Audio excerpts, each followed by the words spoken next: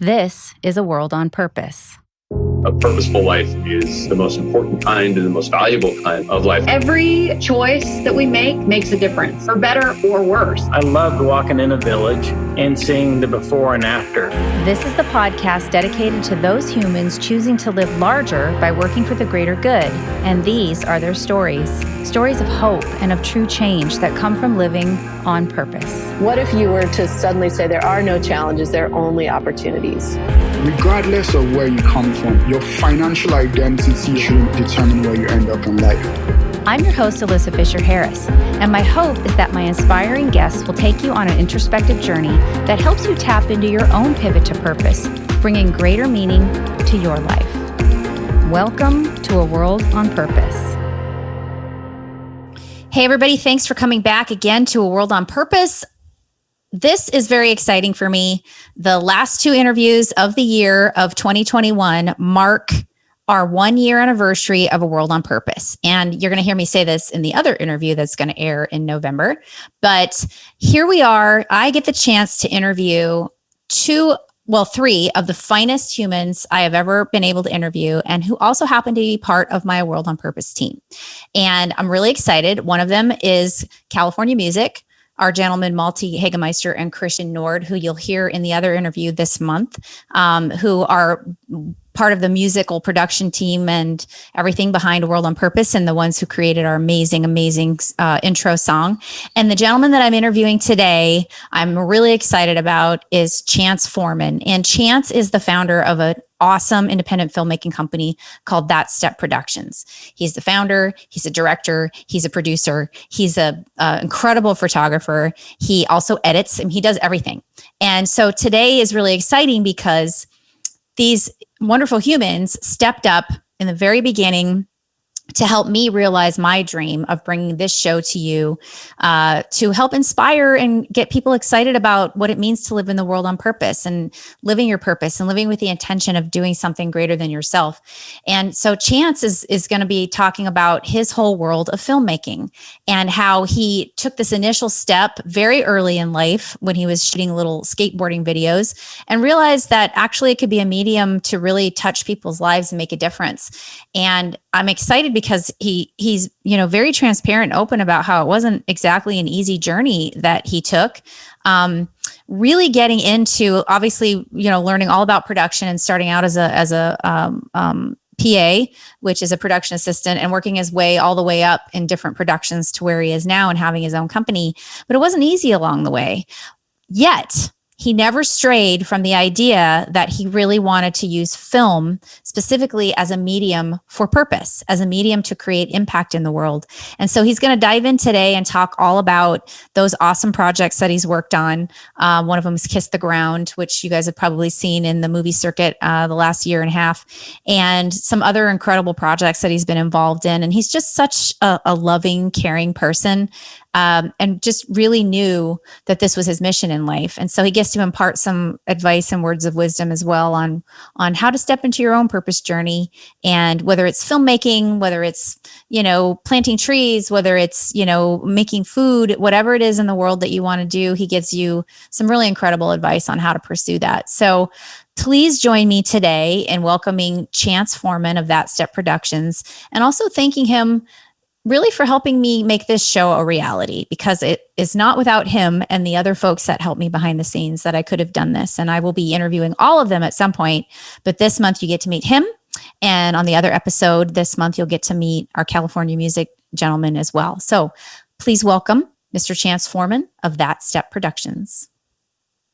Good day, good evening, good afternoon, everyone, and welcome back to A World on Purpose with me, your host, Alyssa Fisher-Harris. You by now should know that the whole goal of this show is to bring you the most extraordinary humans that are doing something meaningful in the world and with their lives and with their work and what we call living in the world on purpose. And I'm really, really excited today because I get to end our second season and our 1 year anniversary with somebody who's very special to me. I'm ending the whole season and the whole year anniversary with the two professionals in the entertainment industry who actually stood up and helped me and helped A World on Purpose get started and really believed in me with all their heart. And this man is no exception. He's someone I just adore, I respect and admire in the work that he's done in the world. And so I'm very excited to bring to you Mr. Chance Foreman, who is the founder and director of an awesome independent filmmaking company called That Step Productions. So with that, welcome, Chance, to A World on Purpose, which you're very familiar with. Yeah, thank you. I'm so happy to be here. This is very exciting. Me too. Well, let's just first of all acknowledge and give credit where credit is due. You really stepped up with our very dear friends, Malte Hagemeister and Christian Nord of California Music. The three of you really rallied behind me in the beginning of this endeavor into A World on Purpose, this podcast and video series. And you were the creative genius and editor behind our project. So thank you, first of all, for believing enough in me and this whole idea of sharing these stories like yours to be able to support me the way you did so much. It was unbelievable what you did for me, considering the level of work that you do for other people. Well, I mean, it was really a pleasure. I mean, I love what you're doing here, and the mission and everything is something I believe in. So, I'm super happy to see it evolve and grow like this as well. Thank you. Yeah, we've come quite a long way. So we started out with this ill-advised 3-part series that was so much fun for you to work on, and then now we're evolving into hopefully some other cool things, which we'll share in the third season at the beginning of the year.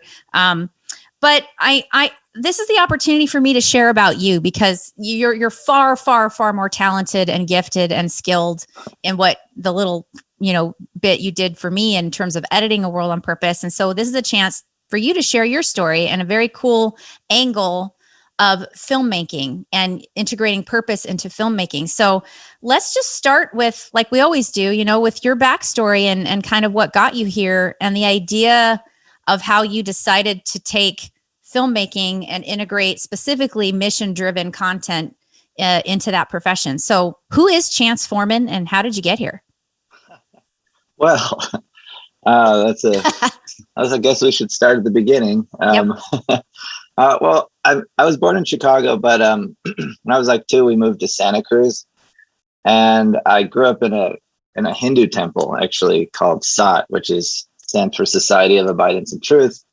And I was kind of like the little kid who'd run around and sit on the sage's lap during satsang, and I grew up meditating and chanting and vegan and kind of like was very much outside of what the society at the time was like. So I have 2 brothers, and we all, are super close still. But, growing up kind of like, I don't know, running around naked in the redwoods and doing poetry classes and learning science, in these little like homeschool groups. And it was just like, it gave me like a way of thinking about, I guess, the world and people, and in a way that was very like, I wanted to be a part of something that was positive in the planet. And both of my parents also are very,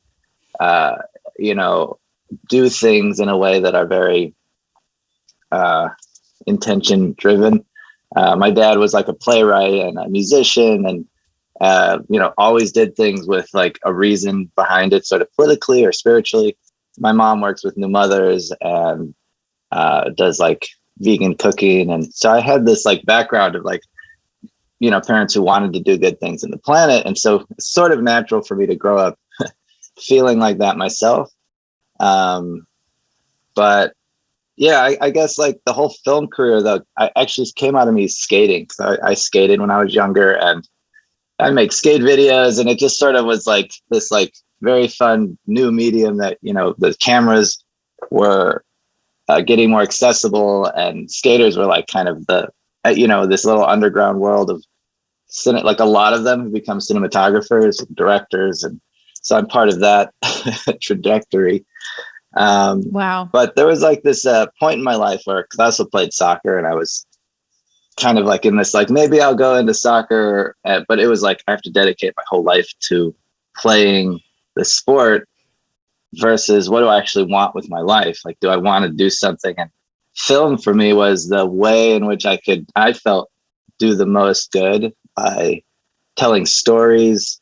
I could travel around the world and explore what's happening or where things are out of line or things that I think are doing really beautiful,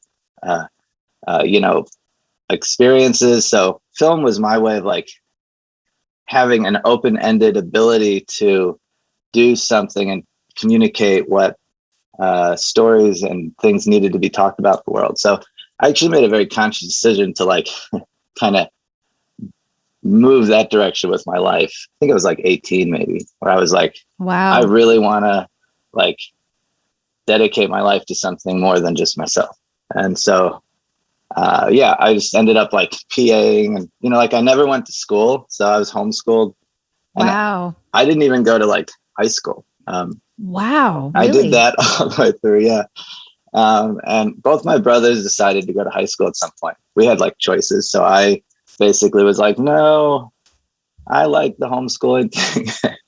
And so I stuck with that. And I even like didn't really do college. I remember I took one, maybe even like a day of a class, because for some reason I got this idea that I was going to like flip houses and do real estate and make a bunch of money. And like, I don't know where this came from, but I went and I took a class and I was like, okay, this is not for me. I think I just didn't go back. And I just decided like, you could go to school 4 years or, plus however long you want, work your way up in film, or I could work my way in the film industry. So I, being homeschooled anyway, that was kind of my natural, I guess direction I felt comfortable going. But so I've just worked from like PAing and just sort of like built my way up into the film world through a lot of trial and error, a lot of like going into scary situations where I had no idea what I was doing and just sort of like wow, learning on the fly. Yeah, it was a very, but at the same point, it's very exciting because I got to learn and meet and like see how things are done from a lot of different industry standpoints versus, like specializing in one thing. So I have kind of a very broad idea of how a film works, and I've worked in all the different areas. Yeah. Wow, that's awesome. How did you know where to go if you didn't have any formal education? Like not formal education, you did, but I mean, how did you know where to seek out work to get a PA job and stuff like that? Did you have any influence, anybody that introduced you, or did you just forge out ahead and figure it out on your own, like where to start working in that field? Yeah, I mean, the very first jobs that I got were me just finding casting calls for PAs in Chicago, actually. And I think I worked on it's called The Weatherman. It was like Nicolas Cage and Michael Caine, and I was a PA in it. Wow. And it was like, oh wait, no, I was an extra. I'm actually in the movie randomly still. There's like this moment, I walk by the camera and you can see me turn, but it was like my moment of being like on a big set, with all the people in the world. And I was like, this is what I want to do. This is what I want to just be in this world for the rest of my life. So that was very much like I guess opened my eyes, or I got like behind the door of like what the production world's like. And so from that point, I was like, go back to California. And I ended up moving back eventually. And then through that, like getting back to LA was a bit of a scary experience too, because I went with like 1 month's rent. Oh, wow. An apartment that I didn't know the roommate and no job. I was like, I need to do this. I'm going to just trust that I'm going to figure it out when I get there, which is, I've done that a lot in my life, kind of just leapt, like jumped into it without really knowing how it would all end up. But I ended up getting a job at Starbucks. And through there, I met so many people. So I talk to everyone. I'm very like, yeah, you are. You're very personable. Yeah. So I like to like connect with people, and then I would just tell everyone, I'm like, oh no, I'm like trying to get in the film, and eventually somebody gave me a PA job on I think it was a MasterCard commercial, and they had like elephants and monkeys, and I had no idea what a production was. Like I got on, I didn't know what a craft service was. I didn't know like any of the terms, and they'd ask me to do something on the set. I'd be like, okay, sure, I got this. And then I'd walk away and be like, okay, what does that mean? Who is that? I go find someone, ask them. And it was basically my, like, that was like kind of the whole trajectory of me, like getting in there, being like, yeah, I can do this. And then being like, I have no idea what they just asked me to do. And then figuring it out. I love that though. That shows a lot of, tenacity and just like you said, trust, which I think is hard sometimes for people to do because they'll let their fear get in the way of the what if could happen on the negative side versus the what if on the positive side. So that's pretty courageous. Did that come from your folks, like your parents? Did they instill that in you a little bit of to just go for your dreams and not be afraid no matter what at all costs and just trust the universe? Or yeah, absolutely. My dad was specifically, I think my dad was very, he was he was an entrepreneur, and he always had different businesses and was exploring different things and creatively. And so I always kind of believed that if I followed what I loved, or I just went for it, I could do it, like the ability to like do it outside of like the system. It's like stepping stools to get where you want, so right. Yeah. And he was very talkative too, because most people assume because I was homeschooled that I'm not very social. I have social issues, connecting with people. So right. Yeah. That's a very false person. It's a false misnomer, I would say, isn't it? Yeah. I do think there's something to some people who are a little more isolated and have a harder time or connecting with people. But my dad and my mom were both very like friendly people. So I learned to just meet people as I went. Well, I think that says a lot about, I know you and your character, and you are very friendly, but to be able to also, I love how you shared that you were at this job and you just told people like what you were doing and asked them and just put the feelers out there. I think there's some innate, potentially sometimes people get nervous about sharing what they're trying to do or what they're looking for with others for a judgment. Maybe there'll be a judgment on them. Like, why are you asking all these people this, but yeah, I just think it's awesome because that's just showing that you are so open, which is a wonderful character quality to have. I think that also helps with when you start to get into the creative side of all the work that you've done. So let's talk a little bit about that trajectory, because you've done everything from narrative film to documentary film to music videos. That's a pretty big gamut. And also, helping with this little show called World on Purpose, which is amazing. But let's start with the PA. For people who don't know what a PA is, it's a production assistant. It's like the lowest tier, sometimes not even paid, volunteer. And that's pretty much where you get your entire education in the entertainment and film industry, right? And then what's the natural progression as you start growing in the industry that you work your way up to where you are now, which is an independent filmmaker that does directing and shooting, and you're an amazing photographer. For anyone who wants to see your work, we'll direct them to your work, your website. But talk about how that works a little bit from production assistant all the way up to where you are. Oh man. I mean, for me, I guess production assistant for me was just getting an idea of like what the different departments and how a film works. And because like film is so specific into like your specialty, and each department has its responsibilities. And I think just being a PA gives you sort of this like, because you just sort of are the general, you basically help and do whatever, nobody else wants to do, get coffees and, but yeah, it was just a really good way to see what people did and then look at it like, okay, so like I'm more interested in the camera department, or, of course, directing, which is what I do when it's my own projects, and then camera operate, or I've, done cinematography. But it's interesting because I've worked in like almost every department. So I kind of made that decision at one point where I was like, I'm just going to like, I want to understand the way each element of a production works. And I could just like specifically go into one direction and just focus on it, but I really wanted to try it all before. So I worked in like every department. But definitely have come to like the camera department is where I end up unless I'm directing.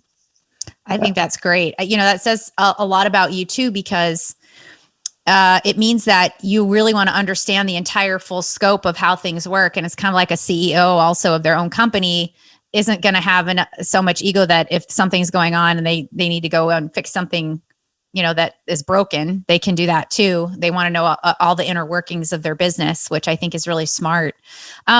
So let's talk a little bit about the actual filmmaking side of it. I've seen your work.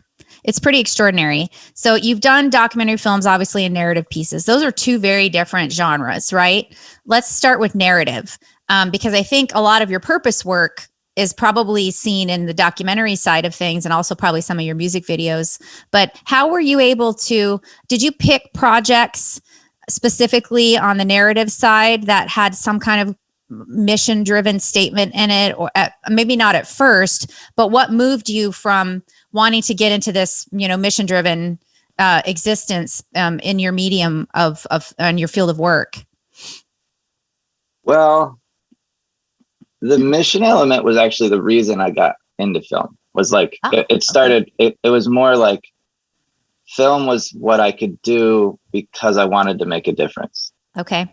Versus like film in terms of like I wanted to make movies and film and all that, and then I was like, okay, how do I use this to make something positive? I was like it's very specifically like I'm going into this because I want to do positive things. I want to tell stories, and I also had this grand idea of like changing the industry's mindset around how people make money and what types of things you can work on and support yourself, because it's changing now. There's a lot more conscious film and a lot more, but at a point it was like, you can't make money unless you're really doing the,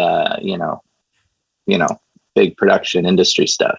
Right. And it was all directed around like these commercials for, it still bothers me, honestly, the amount of money in commercials and like, doing all these really incredibly talented people doing stuff for like Coca-Cola and McDonald's and oil companies. And, but yeah, so purpose was the beginning for me. And then I got into using it to tell stories that matter. And I came to LA with that like purpose reason. Wow. So okay.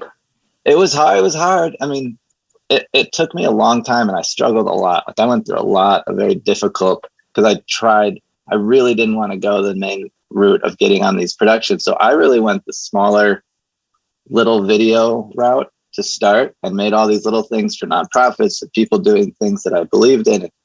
I struggled financially like a lot just because I made that choice, and learned through this like very haphazard like way. And I did stuff for nothing and I did stuff for, very little. And it was always though that I did something that had like some reason behind it, and, I do work on commercials here and there, and I work on, some movies and stuff, but, I think 80% of what I do is all has a reason behind it. I think that's great that you started that way, because when I was interviewing our friends, Malty and Christian, Malty was talking about how he'd been in the music industry for quite some time when he realized, do I want to be just in this to make money, or do I want to use this as a vehicle, like we like to talk about, as a vehicle for good? Yeah. And you just started out that way. I think that's fantastic, and not an easy, obviously, undertaking, but you stuck with it, which is extraordinary. It's almost like I had to learn to make money at this. Right. It's harder for me. Yeah. So how did that journey go then? Because you've obviously now been doing this for a while. Are you finding it an easier now that obviously like companies like Participant Media and other productions, even productions are, making their whole production sustainable on the inside, all that kind of stuff. Are you finding that having stuck with that trend in your heart, your gut, now it's much easier for you to make a living? Yeah, absolutely. There's way more opportunity to do things that have, I feel like, just from my own experience of like what I was able to do, or people that were looking for what I was doing, or at least aligned with me. So yeah, there's a lot more businesses, companies, people like creating things that have this direction. So it's like, it sort of feels like there's like a tide switch around just like what people want to communicate, or like that they want people to know what they're doing has an element of positivity towards the planet or people or our, which is something that I really value, a lot. And it has changed. I think we have a long way to go. Sure. But it is definitely changing. That's great. Well, let's talk a little bit about some of your projects. I mean, you've been involved in some pretty cool stuff. One of which recently was a pretty well-known, and I think it was even nominated for an Academy Award, Kiss the Ground. Well, it wasn't nominated, but it did win a bunch of film festivals. Oh, I thought it was nominated. Okay, cool. Well, it won a bunch of film festivals. Yeah. Tell us about that experience, because that's a pretty amazing organization that obviously Venice based. And yeah, what was that like for you? Well, so Kiss the Ground for me has been, so I guess the beginning of Kiss the Ground. So I helped start the organization. Like, I was part of the original group of people who were basically what are the owners of Cafe Gratitude, Rylan Engelhart. I think he was in Australia or New Zealand, but he came back with this he'd listened to this guy, Graham State, who had been doing these talks about how soil holds carbon, and that when we rebuild soil, it pulls carbon out of the atmosphere.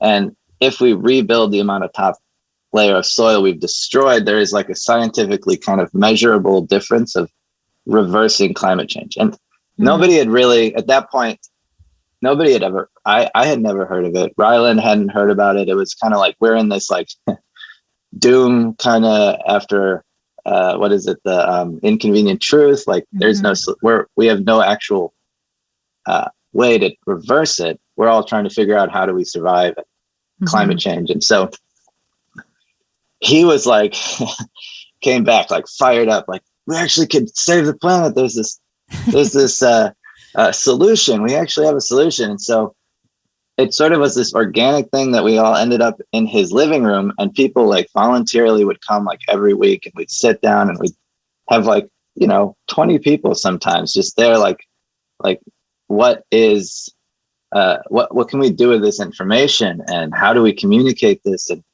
what actually do we want to like do? And there was all of these like ideas and directions, and we didn't have Kiss the Ground. It wasn't called Kiss the Ground. It was just this like idea of doing something to get this message out. And through that, we went through all of these things, finding a name, logos, starting a nonprofit. I went out and made like the first little, me and this guy, Tony Ranville, we made this tiny little video on Venice on the boardwalk, where we went out and asked people if they knew what humus was. Which humus is the top layer of soil that's organic matter that we need to, have food and pull carbon. It's like the skin of the earth, basically. And nobody really knew what it was. So we had this really funny video of everyone going, hummus? You mean hummus? You mean the stuff you dip? But, so, but from there we ended up, it just like evolved, and a lot of people kind of came and went, and it became an actual nonprofit, made some incredible videos. And then Josh and Rebecca Tickell, who make these amazing documentaries. They made Fuel, The Big Fix. They do a lot of like stuff on the oil industry and political issues and about saving the planet. So they ended up taking on the project of making a documentary about the story. And I used to I knew them before, so we were kind of friends, but I was really I still feel very lucky and honored that I was able to go out on the road and film with them. So I was for the first month, I went on this road trip with Josh, and we went all up and down California and interviewed and talked to all these people about this story. And I had just filmed the first month of it. And then I ended up not being able to work on the rest of the production of the film or shooting it. And it took 7 years, I think, until the film was actually from that point came out on Netflix. And for me, it was like this like culmination of like it's like sometimes you say this, like, we're going to change the world. We're going to do this is going to like have an impact, and, let's make a documentary, or, you say these things sometimes and they're just like words. And this felt to me like one of those things where like we said something, had this mission. And if you look at the conversation now around soil and climate change, it's directly related to this. Like, absolutely. There was no, like the word regenerative agriculture didn't even exist back then, so it's really taken on a life, and it's amazing to see how much of an impact it's had. And how rewarding, and that you could even understand. I mean, even though it was 7 years, to know that you were on the forefront of those thoughts. I mean, that's really thought leadership, right? And then putting it into a medium that people can have a heart connection with by watching it and understanding it. You just must be so proud to have been a part of that project. And I know Josh and Rebecca too, and it really amazing people to work with. So how fun for you. Yeah. It's literally like the whole reason for me to be in the world of film and like to have is for this type of thing too. Right.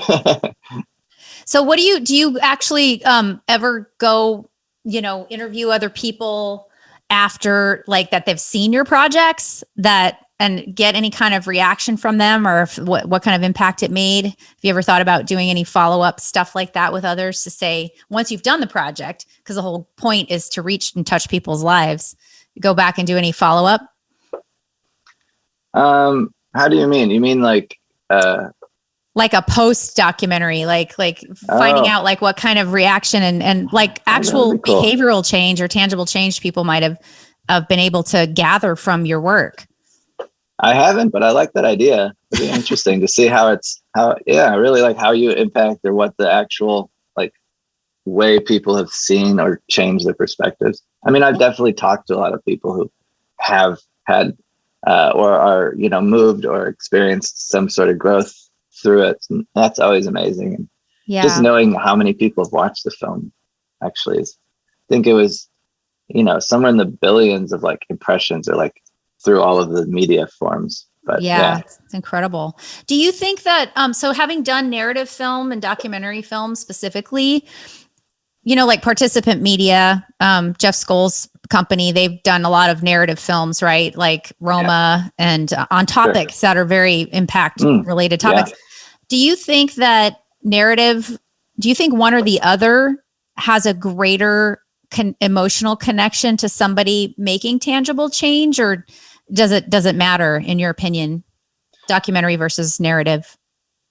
No, I don't think there's a difference in terms of like the potential to affect somebody emotionally or change them. I think it's really like who's telling the story, what the story is, and in a way, it's like, how much do you believe in this, what you're telling, because, you can take a great story, and if you're not completely invested in what it is, I don't know if you'll really communicate it. But it's really about how well of a storyteller you are. Because I mean, you can change someone's life in an instant. One word, one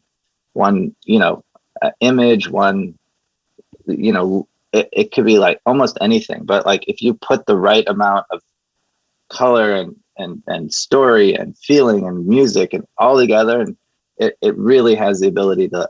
And in narrative films, I mean, I think they have just different opportunities to share stuff, because like a story is something that's going to like bring you into a world that you maybe don't know in a way that's different than a documentary, because a documentary is going to like give you a reality almost of like what's going on. And then narratives are a little bit more, you have the ability to imagine a little bit more of a potential.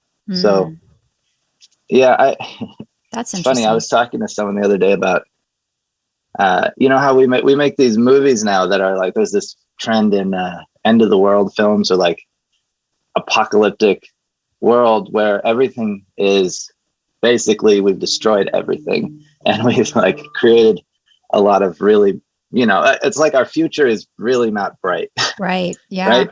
And there's all these books, if you go back from 1984 and Aldous Huxley, and, you know, there's a lot of these, like, we've been telling this story for a while and it's sort of like coming true. And I think it would be a really great thing, or to create a future, or make movies that show a future that has been solved, or something that's beautiful, or something that we've transcended all these problems. And it's almost like we're going to paint the future that we're going to live into, you know? And so like through film, I think we have this really powerful ability to create these like narratives of like positivity and a future that we can live into that's going to be not just a wasteland. No, I so agree with you, because especially for the younger generations who are feeling this over. I was just sharing with the guys on Malty and Christian on a previous interview, the fear, the impending doom and overwhelm, you know, of mental health and everything that's affecting our youth, because they feel so responsible on what's going to happen in this world that we're leaving them. That doom and gloom, people think it's wanting to incite change, but it actually is just fear mongering. Don't you think in some way? Yeah, totally. I mean, yeah, it's fear. It's creating this fear, but I think in terms of some of the stories out there, they're trying to use fear to create change, you know? Right. But I'm not really sure that that's necessarily the best way to do it all the time. I agree. Of course, we need to look at the darkness, and we need to be afraid of like what our consequences and what we do could create, you know, like understand realities. If you burn all the oil and we just consume in the way we do, things are going to have an effect. Right. So, to create that effect and shine a light in a different direction, I think is really important. I so agree with you. I want to talk about the elements of filmmaking a little bit, because, you're talking about how any kind of story, as long as the story is presented in a certain way, it can really make a connection with somebody and can actually instill change or inspiration. There's the filming of it, the shooting, right? And then obviously there's all the stuff that goes on in terms of how you make those images and how you tell that story. But there's also the editing side of it, which I know you're able to do all of that, which is so cool. So as a filmmaker, when you are in the process of actually shooting something and knowing that you also might edit it, because from what I understand, all my friends who've been in the entertainment industry, you can correct me if I'm wrong, you can shoot something in a certain way that you want to show it, but can't you also enhance it or create an emotional response from the audience, and also the way that you edit something on top of it? Oh yeah. I mean, you could kill a movie, or you could make it the most impactful thing possible through editing, and you can have the same footage and make both movies.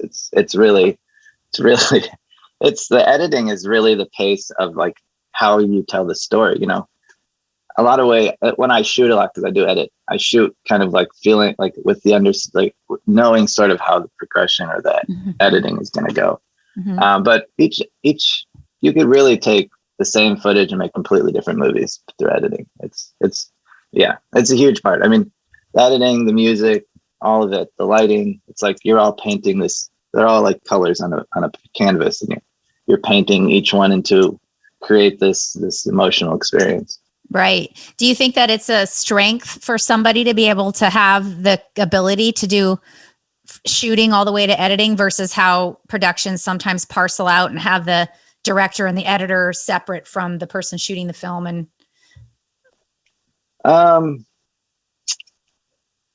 don't know. There's positive and negative on both sides of that. I mean, I personally think it's always better to not, if you have the ability, it's better to stay with your area of like, like direct it, and then work with an editor and work with a cinematographer, and, because I think the collaboration element too is so much more of it brings the film to levels that you wouldn't be able to do on your own, because you get sort of, it's like isolated into your view of what this is. And I think where a lot of beautiful things in life come from are the collaborative element of somebody bringing something that you had no idea or thought about it. So I would never really recommend doing it all yourself if you can. It's good to know. So That's I excellent. do it a lot when I have to, or like the situation's right. But in a general sense, I would not recommend doing that if you can't. It's always Right. better to work with people.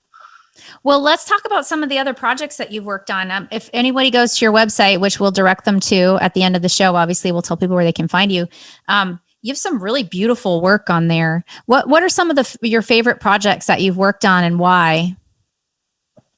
Well, I'll start with a fun little one, just because you mentioned Malta and Christian. Mm-hmm. I did a video for them, for their band, The Great Escape. And it was this song that's called Where Do We Go From Here? Mm-hmm. And we had come up with this idea of having first generation immigrants. Basically it's a video to bring a positive light to immigration, and to let people from different parts of the world. Immigrating actually makes us stronger and better, and it's a value, to our cultures to mix and explore and see different perspectives. So we got all these first generation immigrants and interviewed them about what the challenges were and why it was important, and how their experiences, and then we filmed a whole bunch of images of them, and basically made this really cool little mix of a documentary and a music video. And that was actually really one of those like really impactful moments for me, because I, hearing all these stories of things people went through, and then also seeing that they've struggled so much, but have such a big heart and are, very like positive actually about it, in terms of like all the negativity around immigration now. Mm-hmm. So that was amazing. But let's see. So I went, one of the first like big trips I did that actually made a big impact on me is I went with this band Tokyo Hotel on tour for 2 months in Russia, and filmed the behind the scenes, and did their Tokyo Hotel TV, where I was like shooting and sorting all the footage and editing a little like video every week, which was probably the most exhausting thing I've ever done in my life. Because I didn't sleep really. It was like I'd get 2 hours, 3 hours here. Wow. Went 24 hours, like just go like for 2 months. It was intense. But to see Russia, to see this experience, to have this ability to do that through my film was a really big moment for me.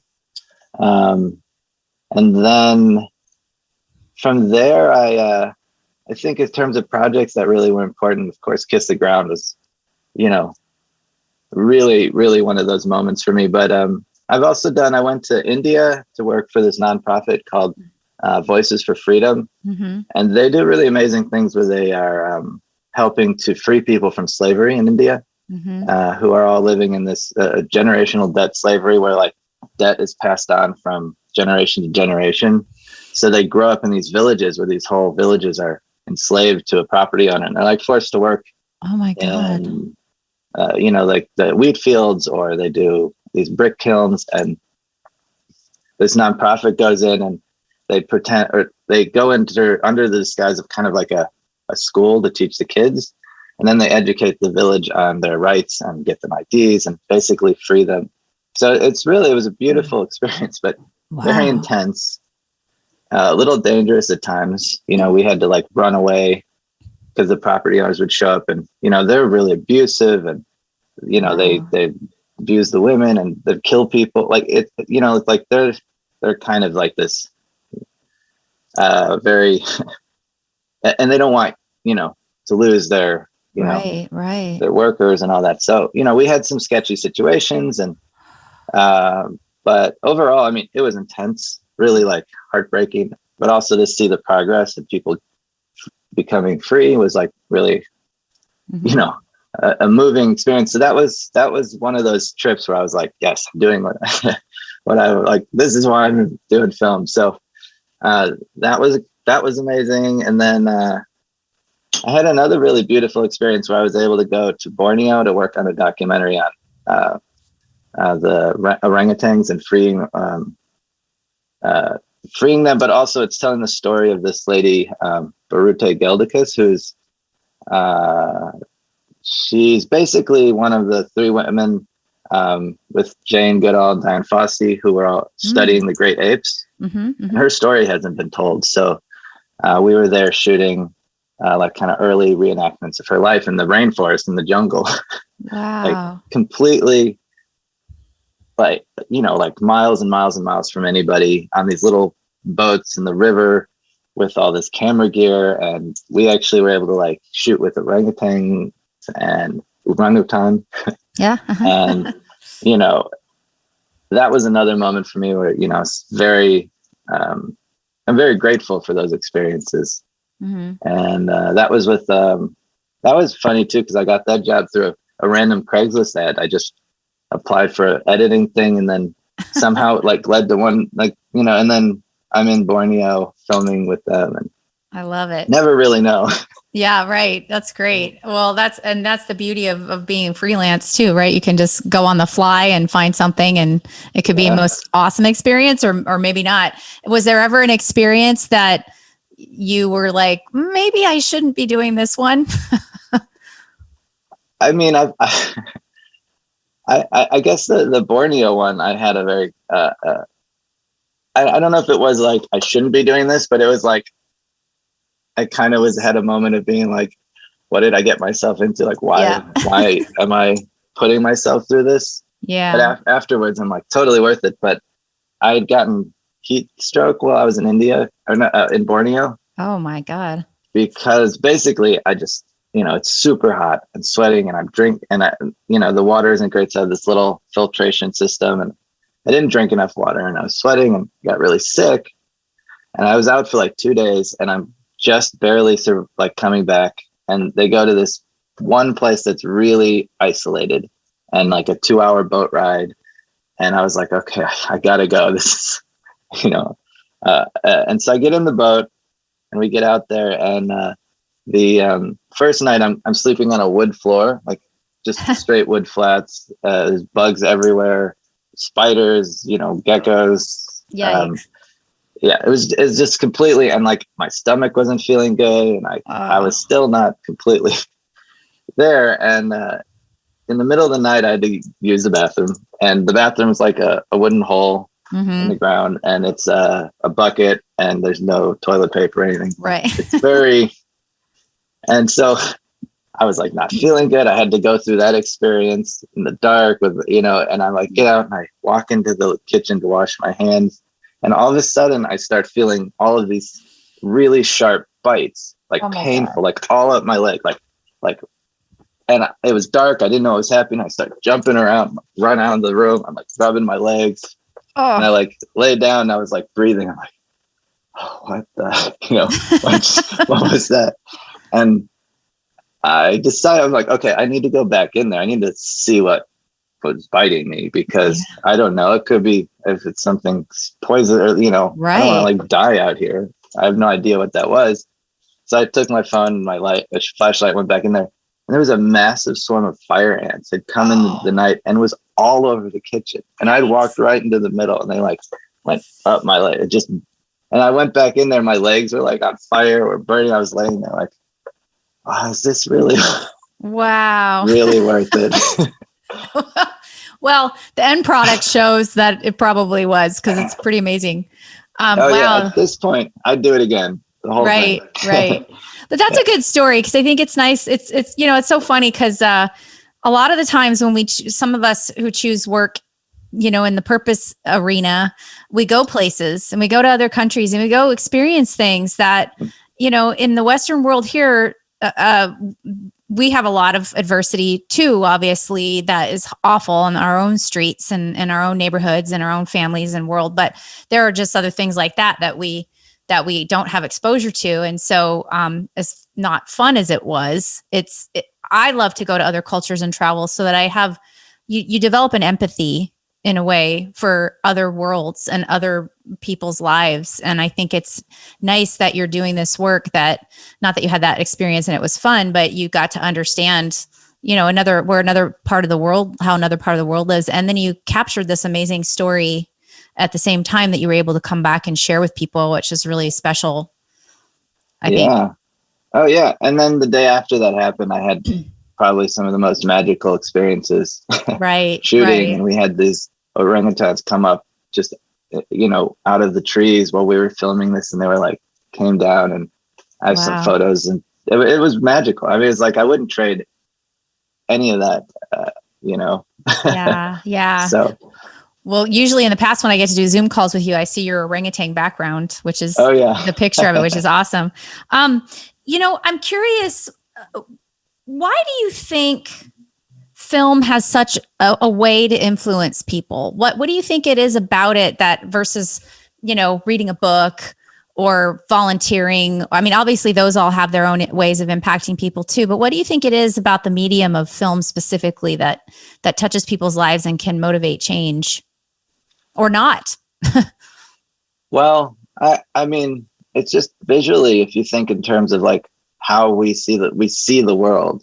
So what we see is what we take for reality, or what, we're very driven by our sight, and emotionally we connect through sound and music and images. And so I think that it's just telling a story in a way that imprints itself really easily on people's emotional experiences. Mm-hmm. And I almost feel like filmmakers have a responsibility when you're doing this to really understand how much of an imprint you're using or doing, whether it's a horror movie, and you put that image or that, experience out there, you're going to actually affect people, and to a point of like, not being able to swim in the ocean, or, Yeah. or if you give them this hope that they can overcome something that they thought was impossible, and that people have done that gives you this ability. But it's through your seeing it, I think, is why it's like, if you control people's eyes, through your eyes, you control your mind. And when that's why we do commercials and, make all these things seem flashy and fun, because when you see it and you can feel that connection, and it's something that you're going to take with you. And so for me, it was, I've had a lot of experiences through film that stuck with me. And I think that's why I really wanted to do it, because of my personal, like, I can trace a lot of what I believe in and what I think through different, books do it too in a way, but like film, there's this moment in the I don't know if you've seen the Gandhi's, the movie about Gandhi with Ben Kingsley. Mm-hmm. The end, he says something, he's like laying in bed fasting, and this Muslim guy comes up and says, I need forgiveness. I saw a child and I like bashed his head on the ground, and I'm going to hell. And Gandhi goes, I think he says, I have a way out if you would like to hear it. And he says, yes. And he says, go out and find a child who was killed, or his parents were killed, and who is Hindu, and adopt him as your own, but raise him as a Hindu. And the guy was like completely taken aback. And I get like goosebumps when I hear that. It's like the ability to like tell you something in a way that it becomes a part of you. Mm-hmm. And it's almost like,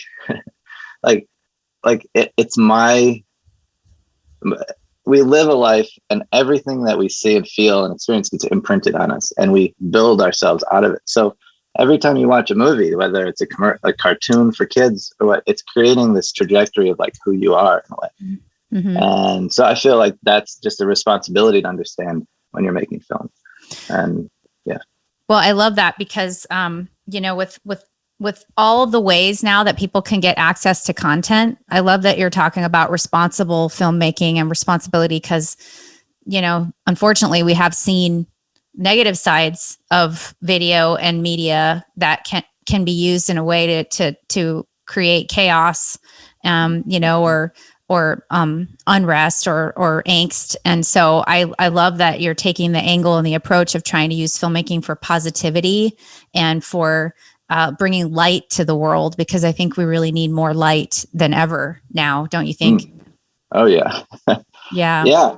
Yeah. We need a light, and we need to like also look at the shadows, we need to be willing to like look at what's not working in the darkness, and we need to like create a light, a solution that we can, so I feel like people get very polarized in terms of like I don't want to think about anything bad. I just want to be positive and light all the Right. time. And then there's people who are just like really down and negative. And it's like the spectrum of light and dark is really what makes us. Mm-hmm. And if we're not able to acknowledge both sides, it's really hard to like grow, I think. So yeah, no, I agree with that. You know, back in the olden days, we had newspapers, right? We had the op-eds, and there would be the one side and the other side that would both have the different point of views, and people would read them. And so now it's like people can tune into what they already believe and not hear all of the things. So I think it is good to be able to see both and then figure out how to be part of the solution, which is super important. Chance, what are some of the cool things that you're working on now? I know you had a really great trip recently. I got to live vicariously through you since I haven't traveled due to the pandemic, but you were in Brazil, and there's some cool stuff that came out of that trip. What's the future of That Step Productions and what you're going to be working on next?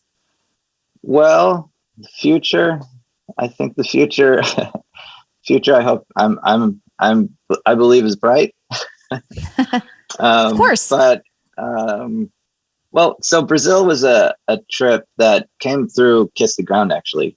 It's similar in terms of that it's for a farm that does agroforestry, which is a way of growing food in harmony with forests and using old practices of pruning to create a top layer of soil. So you can really build a lot of soil really quickly, and through that pull a lot of carbon out of the atmosphere.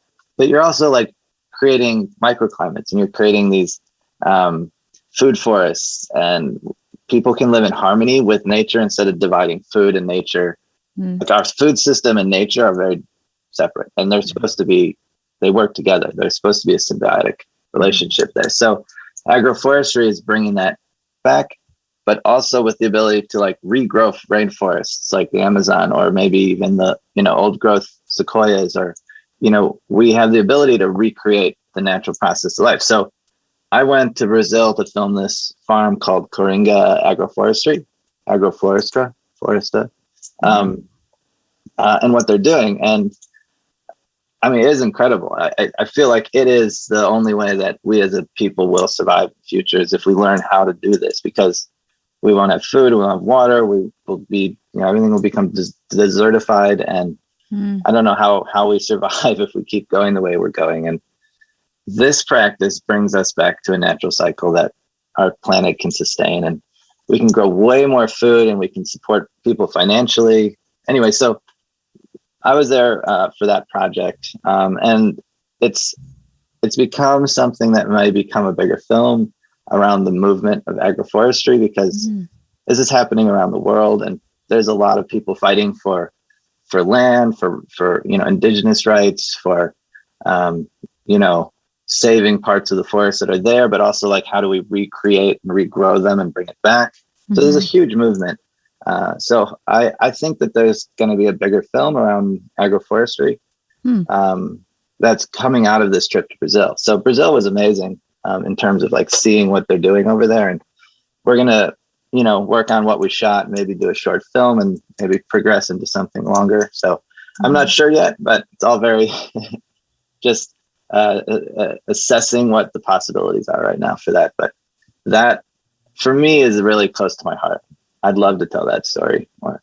That sounds great. And then on the brand side, a lot of filmmakers these days, and obviously musicians like our friends at California Music, are doing work with brands too, and helping brands tell their story in a more meaningful, impactful way. You're able to do that as well. Like if brands wanted to reach out and be like, how can we tell our story of the impact work we're doing in an authentic way? That's something that you can do as well, right? Oh yeah, I love doing that. Actually, that's a really fun kind of creative way to, I do like the commercial element of things, but I always feel like if you're going to do it, tell the truth about it, and create things, like give things that are doing actually what they say, the voice and the place, and not like just whoever has the most money can make themselves look very nice and attractive. So I'm there for really all of it. I'm a very open source for anything positive in the planet. That's great. In terms of like what I can do. Yeah. Awesome. Well, at the end, after I ask you a couple more questions at the end, we'll tell people where they can find you so they can have you help them. Because you don't just shoot it, you actually storyboard the whole thing and help them figure out how to tell the story, right? It's not just tell me what to do and I'll shoot it. You can help them create the whole idea behind it. Oh, yeah. We can go from concept to completion. We can great do it all, I love it. So one of the things I like to ask the guests, as you know, since you have been so intimately involved with the show, as people are trying to figure out this place in their life right now, they're looking for, not everyone, but a lot of people are trying to figure out, like, maybe they like their job, maybe they're happy with their family and their everything, but there's something that might be missing and they're thinking about adding greater meaning to their life, or are they really living their purpose and how to seek that purpose? There's a lot of challenges. You obviously described them. Maybe they're already in it too, and they're finding challenges and like, should I stick with this? I'd love for you to give people some words of wisdom, from your journey of like how people can just really step into that purpose for, and even if they're afraid, even if they're not sure it'll go anywhere. And also kind of some tools that you used along the way to sort of stay the course when it felt like things were really hard. Well, the first thing I always try to do in general in my life is I say it's kind of like I like to present my mind like a blank piece of paper for the world to write upon. So I think starting fresh every day is probably the most important thing, and not get caught up in the past problems or things, or, we can get held down and like sabotage ourselves from doing anything just by like our past. And so just creating the possibility by opening yourself up every day, like a blank piece of paper. Wow. is I think amazing. But the other thing that, man, no matter what you do in life, you're going to have horrible experiences, difficulties, challenges.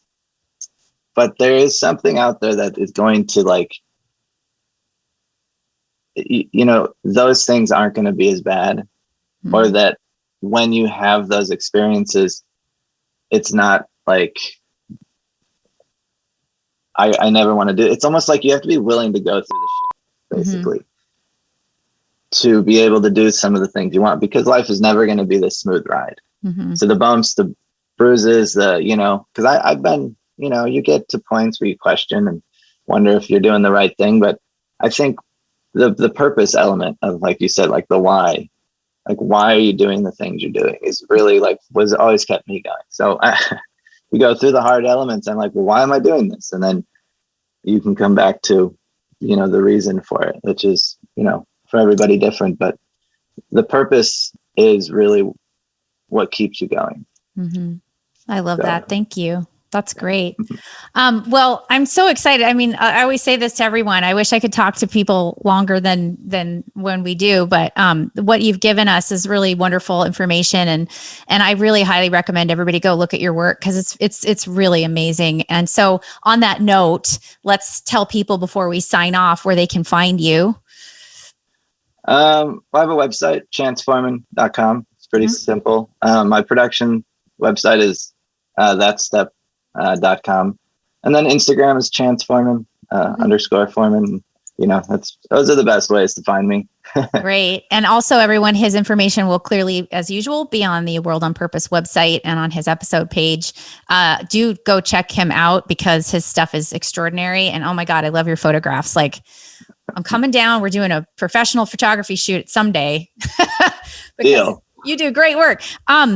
Chance, thank you so much for not only being here today and finally getting to share your story, but everything that you did to help me kick off this little dream of mine of a world on purpose. It meant everything to me, and I just love you and love working with you. And I really appreciate you spending your time inspiring everyone today to learn how to be a filmmaker and learn how to step into their purpose. Well, thank you. I mean, I'm so happy to see this, and I'm really honored to be here. I just wish you the best, and I know that this will just continue to inspire people and be a place of light in the world. Thank you. I hope so. Well, and I couldn't have done it without all of you. So I'm a team player. I always acknowledge that we all, like you said, collaboration is everything, right? I mean, we can't build a village by ourselves. That's a cliche for a reason. It's not even a cliche. Yeah. It's true. Wonderful. Well, thank you again. And so everyone, please go look up Chance Foreman, That Step Productions, either at his website or you'll obviously find him at aworldonpurpose.com. And I really appreciate all of you tuning in and listening to these extraordinary humans that I just happen to love and inspire and have in my orbit. And now you get to have them in yours. We will be very excited to kick off a new season at the beginning of the year in 2022 and some new exciting things. We'll be talking about some live shows on partnering with causes.com, which will be exciting. And we'll follow up with all of our guests there. And I'm a terrible self-promoter. I keep saying that, but I'm supposed to ask everyone to please, if you love the show, rate, review, and subscribe on Apple Podcasts and also on YouTube. And we love you all. Thank you so much. Have a happy holiday season, and we will see you soon. Thank you for taking this journey into a world on purpose with our incredible guests. To learn more about our amazing guests and their inspiring purpose-driven work, please go to aworldonpurpose.com. Don't forget to look at our call to action of the week to mobilize your desire for purpose into action. A World on Purpose can be found on Apple Podcasts and all the major podcast platforms, and the video version can be found on YouTube. If what you heard today inspires you, please write a review and like and share on the platform of your choice. We'd love to also hear from you and learn your pivot to purpose and the meaningful work that you do that lifts humanity.